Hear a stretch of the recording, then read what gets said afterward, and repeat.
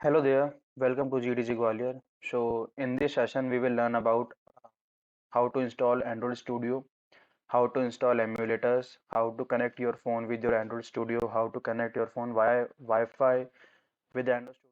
So, without wasting our more time, let's simply get straight into it.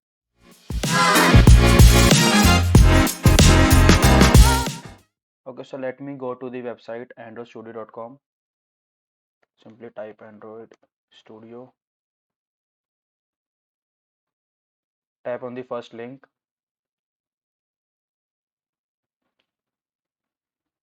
Okay, so download Android Studio. Yes, I have read and agree all the agreements. So this is the Chipmunk version of Android Studio. Simply download. Open the downloaded setup. Hit next. Next. So you can change the location of your files, but I want the exact same location by default. Hit again next. Next. Okay. So hit next again and start Android Studio. Finish.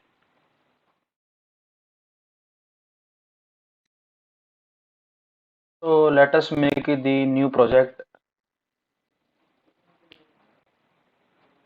Please select the empty activity down there. Hit next. Let us name our project as Birthday Wish app. The language we are going to use is Kotlin and the Android version is 7.2. Hit finish. So wait for Gradle build.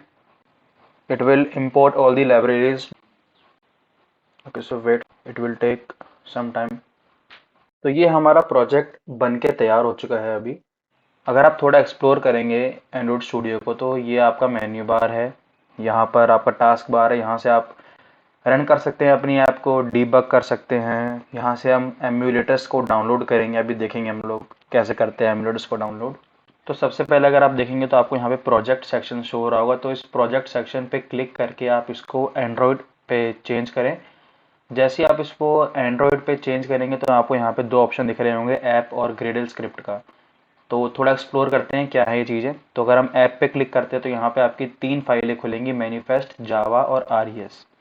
तो अगर हम manifest पे click करेंगे तो ये android.manifest.xml file है. इसके बारे में हम थोड़ी बाद में बात करेंगे इसमें होता क्या है.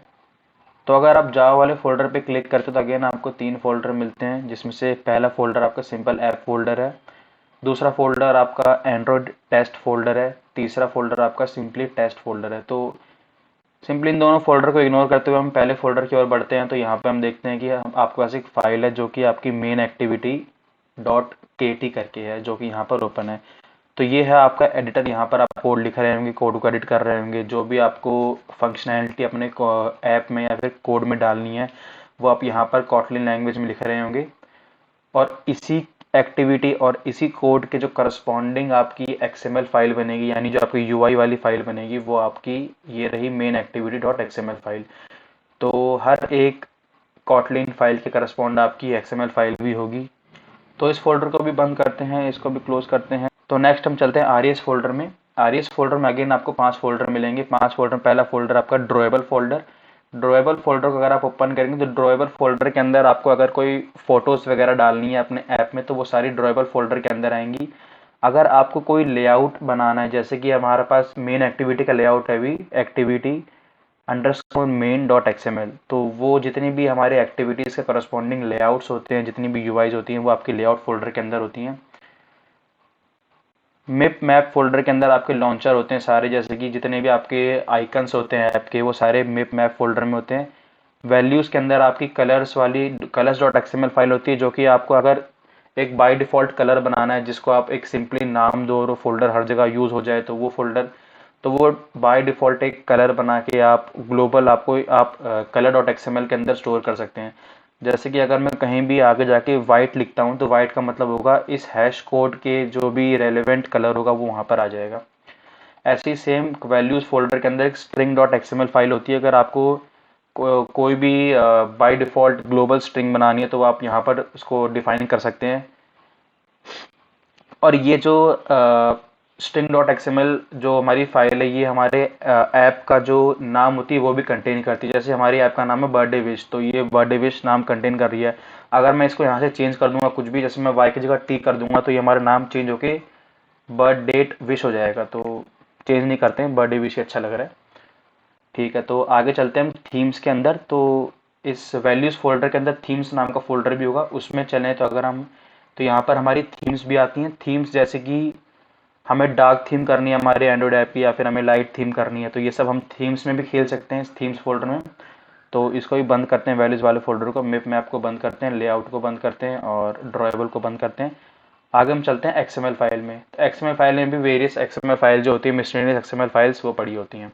ओके, अब हम थोड़ा और एक्सप्लोर करते हैं। हमने ऐप तो कर लिया एक्सप्लोर, अब हम एक्सप्लोर करते हैं ग्रेडल स्क्रिप्ट। तो अगर आप ग्रेडल स्क्रिप्ट के अंदर जाएंगे तो आपको मेन दो ही आपको ग्रेडल स्क्रिप्ट की जरूरत पड़ेगी, जो कि आपकी build dot Gradle project level, और सेकंड आपकी बिल्ड डॉट ग्रेडल मॉड्यूल और ऐप लेवल।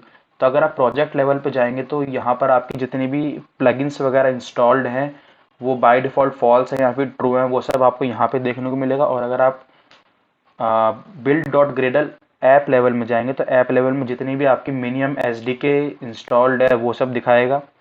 आपका वर्जन कौन सा है कॉटलिन लैंग्वेज का वो सब बताएगा।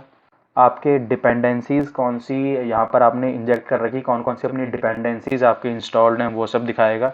फिलहाल हमारे पास अभी 3-4 ही डिपेंडेंसीज हैं, जो कि मेन कॉटलिन की डिपेंडेंसी हमने इंपोर्ट करी हुई है। बेसिक बेसिक हमने ऐप भी देख लिया, हमने ग्रेडल स्क्रिप्ट्स भी देख ली। तो सिंपली हम चलते हैं ऐप वाले फोल्डर में, हमारा जावा वाले फोल्डर में, उसके अंदर मेन जावा फोल्डर, मेन एक्टिविटी में चलते हैं और बाकी सारी स्क्रीन्स को हम क्लोज कर देते हैं। जैसे हमारी मेन एक्टिविटी डॉट के टी फाइल है, तो इसकी जो करस्पॉन्डिंग एक्सएमएल फाइल होगी वो आर के अंदर लेआउट के अंदर यहाँ पर होगी, एक्टिविटी मेन डॉट एक्सएमएल। तो अगर हम थोड़ा एक्सएमएल फाइल को एक्सप्लोर करें जो हमारी मेन एक्टिविटी के करस्पॉन्डिंग बनी है, तो वो कुछ ऐसी है। अभी फ़िलहाल कुछ भी नहीं है स्क्रीन पे। अगर मैं इस ऐप को रन करूँगा तो ये सिंपल एक वाइट स्क्रीन आएगी जिसमें हेलो वर्ल्ड लिखा होगा। तो this hello world is a text view जो आपको स्क्रीन पे शो हो रहा होगा। तो चलो थोड़ा सा और एक्सप्लोर करते हैं हम लोग अपनी activity dot main XML file को या फिर लेआउट फाइल को, कि हम इसमें कैसे कैसे लेआउट बनाने वाले हैं, व्यूज़ क्या होते हैं।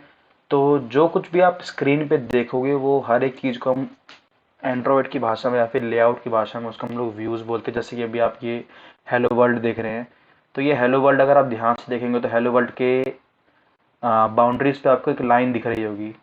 So this is nothing but this is a view, जिसके अंदर आपने हेलो वर्ल्ड लिखा हुआ है।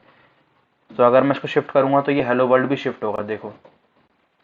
तो ऐसे ही हमारे पास बहुत सारे व्यूज़ होते हैं। जैसे ये हमारे पास टेक्स्ट व्यू है जिसमें हम टेक्स्ट लिख सकते हैं। तो ऐसे हमारे पास बहुत सारे व्यूज़ होते हैं, जैसे कि button view, image view, scroll view, switch view. तो अगर हम पैलेट में जाएं तो यहाँ पर बहुत सारे व्यूज़ है। ये रहा हमारा पैलेट। अगर हम इसको क्लोज कर दें, किसी का अगर बाय डिफ़ॉल्ट क्लोज होता है तो वो डरना मत कि मेरा नहीं आ रहा, मेरा नहीं आ रहा। यहाँ पे आप क्लिक करेंगे पैलेट में तो वो आ जाएगा। Okay, so these are some common views: text view, button view, image view, recycler view. What is this recycler view? This is something not beginner's topic, so let us ignore this at this point of time. Again, fragment container view, scroll view, switch view. So these are some common views. And if we go to the text part, what are text views? Various text views. So this is plain text view, password text view, email text view, phone text view. अगर आपने देखा होगा कि हम लोग जब भी कोई, अगर हम इस फ़ोन टेक्स्ट व्यू को अगर हम ड्रैग एंड ड्रॉप करते हैं अपनी एक्टिविटी में, तो ये अपने को यहाँ पर शो हो चुका है। तो ये फ़ोन टेक्स्ट व्यू को बनाने का पर्पस क्या है, या फिर इस ईमेल टेक्स्ट व्यू को अगर हम ड्रैग एंड ड्रॉप करते हैं इधर, सो इन टेक्स्ट व्यू को ऐसे बाइफिकेट करने की ज़रूरत क्यों पड़ी कि ये पासवर्ड टेक्स्ट व्यू है, ये फ़ोन टेक्स्ट व्यू है, ये ईमेल टेक्स्ट व्यू है। तो अगर आपने देखा हो कि अगर आप किसी भी ऐप को खोलते हैं तो उसमें आप जब फ़ोन नंबर डालने को वो आपको बोलते हैं तो आप उस पर क्लिक करते हैं, तो जो भी आपका कीपैड होता है फ़ोन में वो बाय डिफ़ॉल्ट कुछ नंबर सजेस्ट कर देता है आपको। तो ये सब आपका फ़ोन टेक्स्ट की वजह से होता है। अगर आपको कोई ईमेल आईडी डालने को बोलता है किसी भी ऐप में, कोई भी ऐप आपको ईमेल आईडी अपनी फिल करने को बोलता है, तो आप देखते होंगे कि आपके कीपैड में ऊपर ईमेल आईडी शो हो रही होती है। तो वही सब इनके रीजंस है कि हमने जो भी डेवलपर होगा उस ऐप के पीछे उसने पहले से उसमें ईमेल टेक्स्ट व्यू डाला होगा, तो जैसे आप उस ईमेल टेक्स्ट व्यू पे क्लिक कर रहे हैं तो आपके कीपैड पे ईमेल आईडीज आ रही हैं। ऐसे ही बटन्स के अंदर भी बहुत सारे टेक्स्ट व्यूज होते हैं, जैसे कि button, simple button, image button, कि आप किसी इमेज पे क्लिक करें तो वो इमेज पे क्लिक होने के बाद भी कोई काम हो रहा हो। ऐसे अगर आप विजेट पे जाएंगे तो मतलब you can explore this palettes. विजेट पे image view, web view, video view, तो इनको हम डिलीट कर देते हैं यहाँ से, जो भी हमने एडिशनल ऐड किए हैं। So okay, delete this, also delete this. Okay, so now let's go to the XML file, XML code. What is the significance of this code?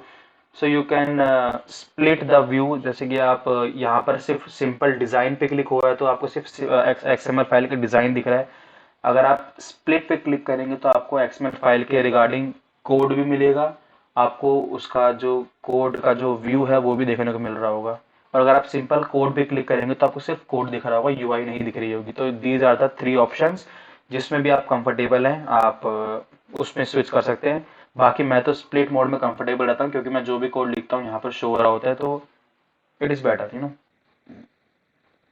तो अगर आप चाहते हैं कि हम ऐसे कोड लिखें, जैसे कि आपने देखा होगा यहाँ पर ये टेक्स्ट भी लिखा हुआ आ रहा है, हेलो वर्ल्ड।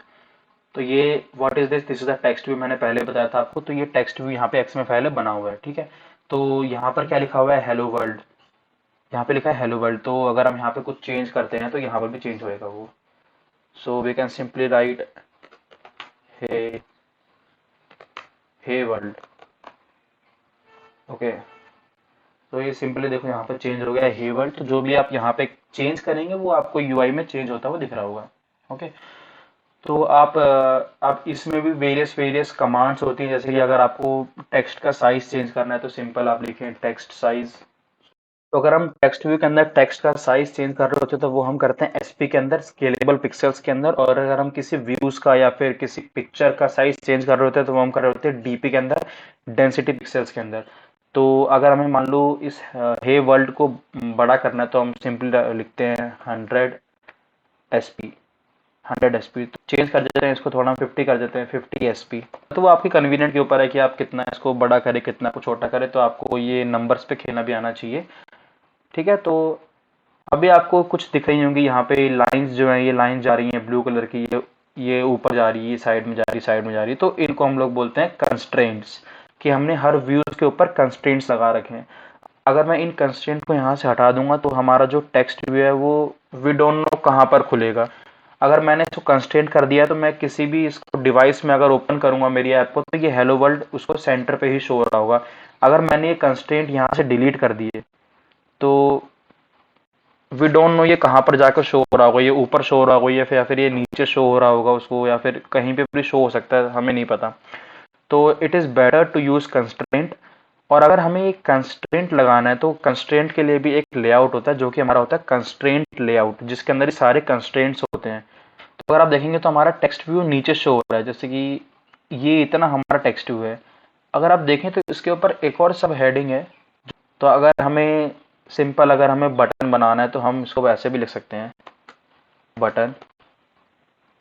तो ये हमारा बटन का लेआउट आ जाएगा हमारा सिंपल।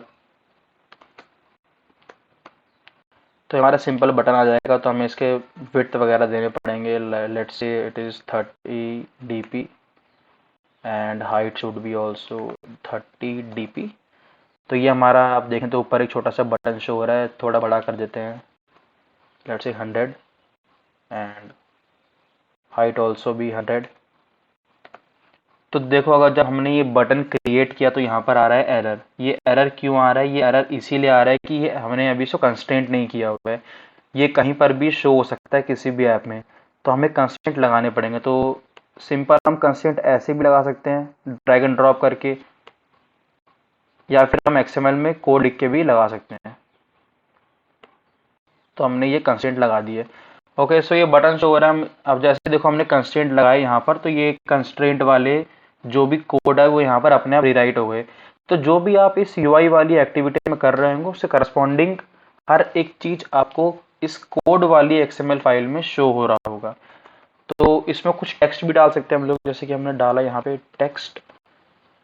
ओके, सो टेक्स्ट हम डालते हैं सिंपल बटन।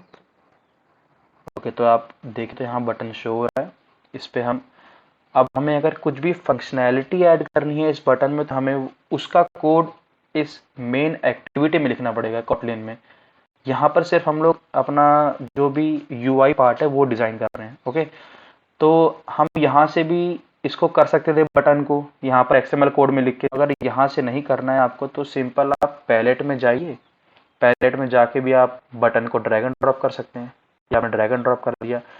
तो अगर आपको स्वाइप करके नहीं लगाने कंस्ट्रेंट, तो आप सिंपल अपने यूआई वाले पार्ट में जाइए और अलाइन का ऑप्शन पे क्लिक करेंगे, तो अलाइन का ऑप्शन में आपने हॉरिजॉन्टल पे क्लिक करेंगे तो हॉरिजॉन्टल कंस्ट्रेंट लग जाएंगे, और वर्टिकल पे क्लिक करेंगे तो वर्टिकल कंस्ट्रेंट लग जाएंगे। अब इसमें भी आपको 4 ऑप्शन मिल रहे होंगे, horizontal, vertically, horizontal in parent and vertically in parent. तो हमने सिंपल हॉरिजॉन्टली वर्टिकल पे क्लिक किया, तो देखो अगर हमने वर्टिकल पे क्लिक किया तो ऊपर वाली लेयर और हेलो वर्ल्ड के जो हेलो वर्ल्ड का जो टॉप लेयर है उसके बीच में कंस्ट्रेंट लगे। अगर मैं यहीं इसको मैं करता हूँ वर्टिकल इन पेरेंट, तो ये चेंज होके नीचे पेरेंट पे आ जाएगा कंस्ट्रेंट। तो ऐसा नहीं करते हुए हम इसको सिंपल वर्टिकली कर देते। Okay, let us install the emulator because it is the most important part for running the app. तो एम्यूलेटर को इंस्टॉल करने के लिए आपके टूल बार में ऊपर ऑप्शन होगा डिवाइस मैनेजर का, उस पर क्लिक करेंगे तो आपका यहाँ पर जितने भी एम्यूलेटर आपके प्री इंस्टॉल्ड होंगे वो शो करेगा। अगर नहीं होंगे तो कुछ भी शो नहीं होगा। तो ऊपर एक ऑप्शन है क्रिएट डिवाइस का, तो हम उस पर क्लिक करेंगे क्रिएट डिवाइस पे।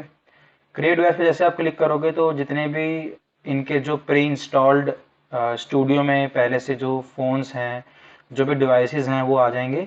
तो आपके जैसा इंटरेस्ट आप उस वाले डिवाइस को इंस्टॉल कर सकते हैं। तो हम पिक्सल एक्सेल को सिलेक्ट कर लेते हैं जिसका स्क्रीन साइज है 5.5 इंच, और नेक्स्ट पे क्लिक कर देते हैं। तो यहाँ पर ये आपको कोई भी एंड्रॉयड डाउनलोड करने के लिए बोलेगा, तो हम एंड्रॉयड 11 डाउनलोड कर लेते हैं, या फिर एक काम करते हैं एंड्रॉयड 10 हमारे पास पहले से ही डाउनलोडेड है। अगर आपका मन करे तो आप 11 कर सकते हैं, 9 कर सकते हैं।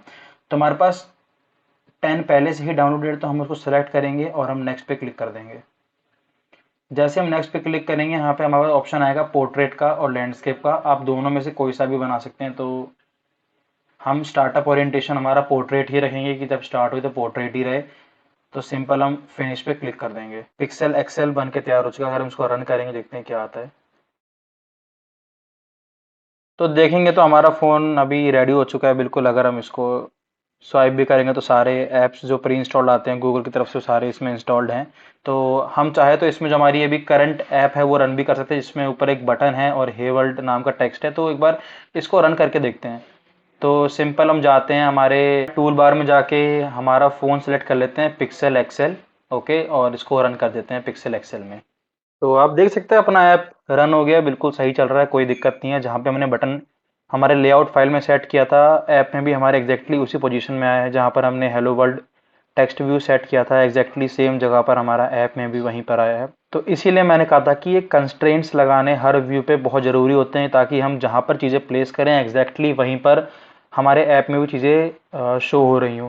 तो पहला मेथड तो अपनी ऐप को रन करने का ये हो गया कि हम लोग अपनी ऐप को सिंपली एमुलेटर में रन कर लें। लेकिन कभी कभी क्या होता है कि एमुलेटर में रन करने के लिए हमें काफ़ी ज़्यादा पावर लग रही होती है और हमारा जो पीसी है वो काफ़ी लैग कर जाता है। तो सिंपल वे एक है यूएसबी डीबगिंग। तो यूएसबी डीबगिंग कैसे करना है कि आप लोग सिंपली अपने फिजिकल डिवाइस में जो भी आप अपने ऐप बना रहे होंगे स्टूडियो पर, वो अपने फिजिकल डिवाइस में रन कर सकते हैं। तो उसके लिए क्या करना होता है कि अपने फिजिकल डिवाइस में, मैं आपको एमुलेटर में करके दिखा देता हूँ। आई एम रिपीटिंग कि ये आपको अपने फिजिकल डिवाइस में करना है। जो भी मैं यहाँ पर आपको एमुलेटर में शो कर रहा हूँ, ये एमुलेटर मत करना जाके, मैं तो आपको सिर्फ डेमो देने के लिए दिखा रहा हूँ। अपने फिजिकल डिवाइस पे जाना, सेटिंग्स में जाना, फ़ोन में जो अबाउट सेटिंग्स आती है उसमें जाना। अबाउट सेटिंग्स में आपको नीचे बिल्ड नंबर दिख रहा होगा, बिल्ड नंबर पे आपको सेवरल टाइम्स क्लिक करना है। एक छोटा सा टेक्स्ट आएगा, नीचे लिखा हुआ है you are now a developer. तो जैसे ही आप बैक करेंगे, बैक करने के बाद ये आपको दोबारा से अपने सर्च सेटिंग में जाना है। सर्च सेटिंग में जाना है, आपको सर्च करना है डेवलपर ऑप्शंस। इस पे आप डेवलपर ऑप्शंस पे आप क्लिक करेंगे। तो जैसे आप थोड़ा सा स्क्रॉल करेंगे तो आपको नीचे एक ऑप्शन दिख रहा होगा यूएसबी डीबगिंग का। इस यूएसबी डीबगिंग के ऑप्शन को आपको एनेबल कर देना है। तो इसको एनेबल करने के बाद अपने फ़ोन को डाटा केबल से कनेक्ट करेंगे अपने पीसी से, और जैसे ही आप उसको कनेक्ट करेंगे फ़ोन में जो पॉपअप आएगा उसमें भी यूएसबी डीबगिंग अलाउ कर देना। अलाउ करने के बाद अपने टूल बार में जहाँ भी अपने सारे डिवाइसेस शो हो रहे होते हैं, यहाँ पर अगर आप लिस्ट को ड्रैग करेंगे तो आपको अपना फिजिकल डिवाइस उसके नाम से शो हो रहा होगा, तो उसको सेलेक्ट करके आप उसमें भी ऐप को रन कर सकते हैं। तो हमारे पास एक तीसरा ऑप्शन और होता है ऐप को रन करने का अपने फिजिकल डिवाइस में, जो कि होता है थ्रू वाईफाई। तो ये जो वाईफाई वाला फीचर है ये एंड्रॉइड स्टूडियो में अभी आया है पिछले लास्ट 2 अपडेट से। तो एक बार वो और देख लेते हैं कि हम वाईफाई से कैसे कनेक्ट करते हैं। तो वाईफाई से कनेक्ट करने के लिए एक मिनिमम रिक्वायरमेंट होती है कि जो आपका फ़ोन होना चाहिए उसमें मिनिमम एंड्रॉइड 11 तो होना ही चाहिए। तो एक काम करते हैं, हम लोग नया अपना एमुलेटर बना लेते हैं जिसमें हम एंड्रॉइड 11 कर लेते हैं इंस्टॉल। तो मैंने पहले से ही एक वर्चुअल डिवाइस बना रखा है जिसमें एंड्रॉइड 11 इंस्टॉल्ड है मेरा। तो उसको खोल लेता हूँ मैं एक बार और आपको उसमें पूरा प्रोसेस करके दिखाता हूँ कि वाईफाई से कैसे कनेक्ट करते हैं। सब कुछ सेम है, वही आपको सेटिंग्स में जाना है। एक बार जल्दी से पूरा प्रोसेस करके दिखाता हूँ आपको मैं। सेटिंग्स में जाना है, अबाउट फ़ोन में आपको जाना है, बिल्ड नंबर पे क्लिक करना है। Now you are developer, okay. Back करेंगे, दोबारा बैक करेंगे, सेटिंग्स सर्च में जाएंगे, हम सर्च करेंगे डेवलपर्स ऑप्शन। अब इस बार जो एंड्रॉयड 11 में डेवलपर्स ऑप्शन है इसमें आपको यूएसबी डिबगिंग के साथ साथ एक वायरलेस डिबगिंग का ऑप्शन भी शो हो रहा होगा, तो आपको उसको एनेबल करना है। एनेबल करने के बाद यस अलाउ कर देंगे, दोबारा आप उस ऑप्शन पे क्लिक करेंगे तो अंदर आपको एक ऑप्शन दिख रहा होगा pair device with QR code. तो अगर आप इस पर क्लिक करते हैं तो आपका कैमरा खुल जाएगा। अब ये जो कैमरा आपका जो ओपन हुआ है इससे आपको अपना जो एक क्यूआर कोड है वो स्कैन करना है। और वो क्यूआर कोड कहाँ से मिलेगा, अगेन मैं इसको मिनिमाइज करता हूँ और जाते हैं हम लोग टूल बार में डिवाइसेस वाले सेक्शन में। यहाँ पर देखिए ऑप्शन आ रहा है पेयर डिवाइस यूजिंग वाईफाई। इस पे आप क्लिक करेंगे, आपको यहाँ पे क्यूआर कोड मिल जाएगा। ये क्यूआर कोड आपको अपने फिजिकल डिवाइस के डेवलपर ऑप्शंस में जाके पेयर यूजिंग वाईफाई में जो कैमरे का ऑप्शन होगा उससे आपको स्कैन करना है। तो आपका फ़ोन, आपका फिजिकल डिवाइस और आपका जो भी एंड्रॉइड स्टूडियो जो पीसी है वो आपस में कनेक्ट हो जाएंगे। तो चलिए ये थे 3 तरीके हमारे ऐप रन करने के। पहला एमुलेटर से, दूसरा हमारा यूएसबी डिबगिंग से और तीसरा हमारा वाईफाई से। तो guys I hope you like the video. If you have any suggestions, if you have any doubts, please comment that down below. We are open to all your suggestions. Thank you guys.